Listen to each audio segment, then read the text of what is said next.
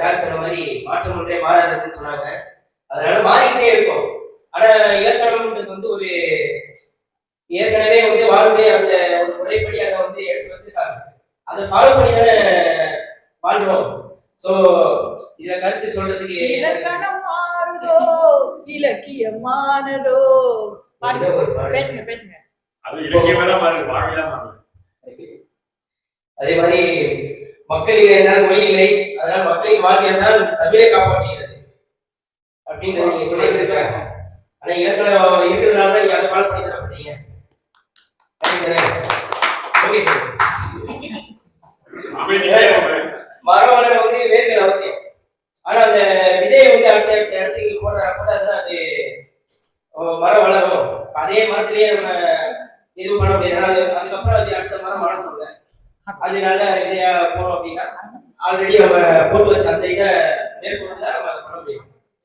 அது மாதிரி யாரும் முறை யாரும் கேள்வி எனக்கு தெரியாம சொல்லிடுறோம். அதை நம்ம சொன்னது வந்து பக்கத்துல எல்லாமே ஏற்கனவே கிடையாது. தனியும் பூக்கள் அந்த இலக்கியம் தான். அதே மாதிரி அன்பு கொண்டோ அடிக்கொண்டால் என்று போற்றுகிறோம். அதை யார் கற்றுக் கொடுத்தார்கள்? திருவள்ளுவர் தான். ஆனா அவர் இப்படி இல்லை. ஆனா அவர் எழுதி வச்ச திருக்குறள் இருக்கு. அதை வந்து இன்னும் தமிழோட வந்து ஒரு உயிரோடு கலந்துருக்கு அப்படின்னா அது திருக்குறள் வந்து ரொம்ப முக்கியமான முதன்மையான ஒரு குறள். அதுக்கப்புறம் பாத்தீங்கன்னா இலக்கியத்தின் வலிமை என்பது நாம் பெருமை எடுத்து கொள்கிறோம். எதிர்கணியினர் சொல்வார்கள், வீட்டு தமிழ் பேசினால்தான் தமிழ் வளரும்னு மேடம் சொன்னாங்க. பால் வாங்கிக்குவா, மோர் வாங்கிக்குவா. ஆனா நிச்சயமா தமிழ் பேசினாதான் தமிழ் வந்து வளரும். ஆனா அதுக்கு வந்து இலக்கியம் சொல்ற அந்த செயல்முறைப்படி போனா மட்டும்தான் தமிழ் வந்து முறையா வளரும். ஏன்னா என்னோட வாழ்க்கையில ஒரு கூட்டுப்படி வாழலாம். ஆரோக்கியம் எப்படிதான் இருக்கு அப்படிதான் சார் சொன்னாரு. ஏற்கனவே வந்து சரியா ஃபாலோ பண்ணுவேன்.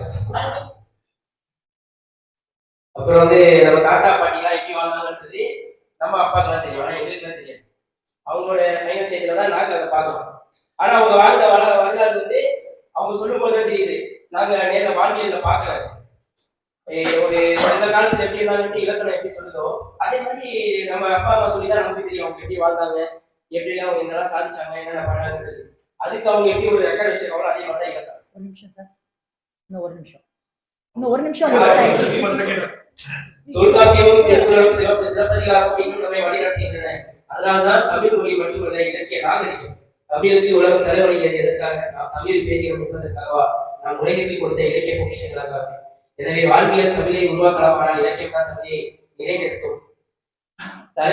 தலைமுறையாக வாழ்வியல் மாறலாம், மாற்றங்கள் வரும், மாற்றப்படும். எனினும் இலக்கியங்களே போற்றப்படும். வாழ்க தமிழ், வளர்க தமிழ். வாய்ப்பு நன்றி.